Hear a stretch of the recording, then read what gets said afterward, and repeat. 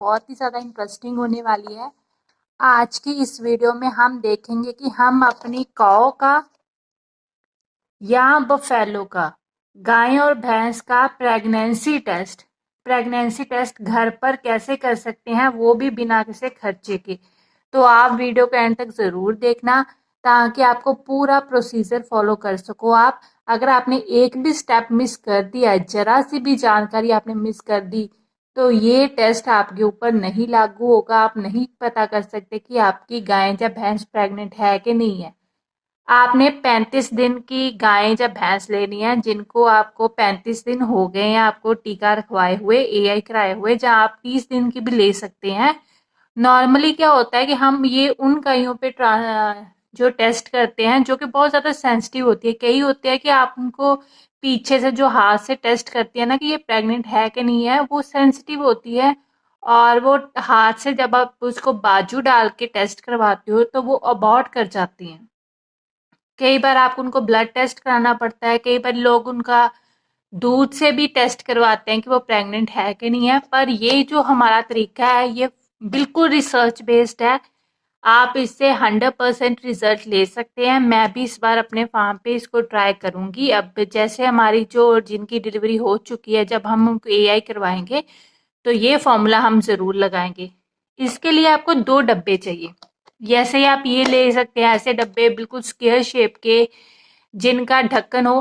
पर ये सबसे इम्पोर्टेंट बात है कि जो ढक्कन है वो एयर टाइट होना चाहिए। अगर उसमें हवा चली गई तो जो आपके दाने हैं, जो जिसके लिए आपने टेस्ट करना है, तो उनको उल्ली लग जाएगी, फंगस लग जाएगी, तो वो हमारा टेस्ट खराब हो जाएगा, हम उसके रिजल्ट्स नहीं ले सकते। तो आपने जैसे ये जो डब्बे आपने लेने हैं दोनों, वो एयर टाइट होने चाहिए, उसका ढक्कन बिल्कुल सील हो जाने वाला होना चाहिए। आपने बिल्कुल ये गलती नहीं करनी कि उसको में अंदर हवा नहीं जानी चाहिए बस। तो आपने ये डब्बे 2 ले लिए।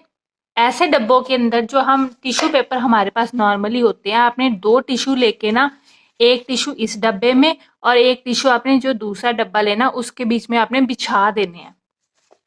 ठीक है, हमारे 2 डब्बे हो गए, 2 टिश्यू पेपर हो गए।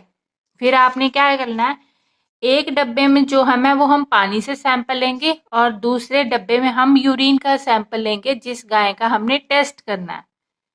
20 दाने आपने लेने हैं वीट के। वीट को हम गेहूं कहते हैं हिंदी में और कनक कहते हैं पंजाबी में। तो 20 दाने, 20 दाने आपने लेने हैं कनक के, या गेहूं के, या वीट के। ठीक है, जो पहला डब्बा आपने मार्क कर लेना उसके ऊपर कि ये पानी वाला है या सैंपल वाला है। जैसे इस डब्बा, ये डब्बा मैंने पानी वाला लेना है, तो इसके ऊपर आप मार्कर से लिख लीजिए कि ये पानी वाला है। पानी वाले में आपने लेना है 20 ml पानी और टिश्यू पेपर के ऊपर आपने 20 ml पानी डाल लेना है। फिर उसके ऊपर आपने 20 दाने अलग अलग करके लगाने हैं। दाना कोई भी टूटा नहीं होना चाहिए, साबुत दाने लेने हैं। फिर आपने 20 दाने डब्बे में पूरे खिलार के रख देने हैं।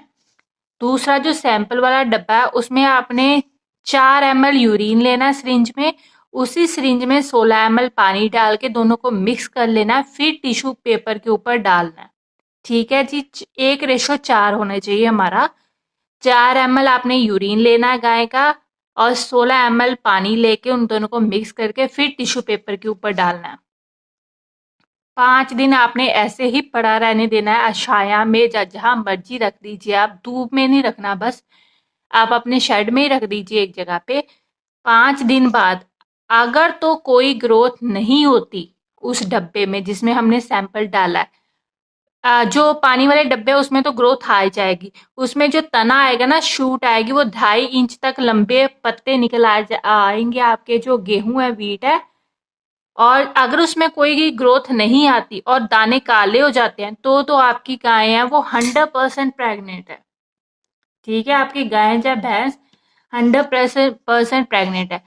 अगर ग्रोथ 1 सेंटीमीटर से कम होती है, आपको मैं बता दूं, 2.5 सेंटीमीटर का 2.5 सेंटीमीटर मिलकर बनाता है 1 इंच।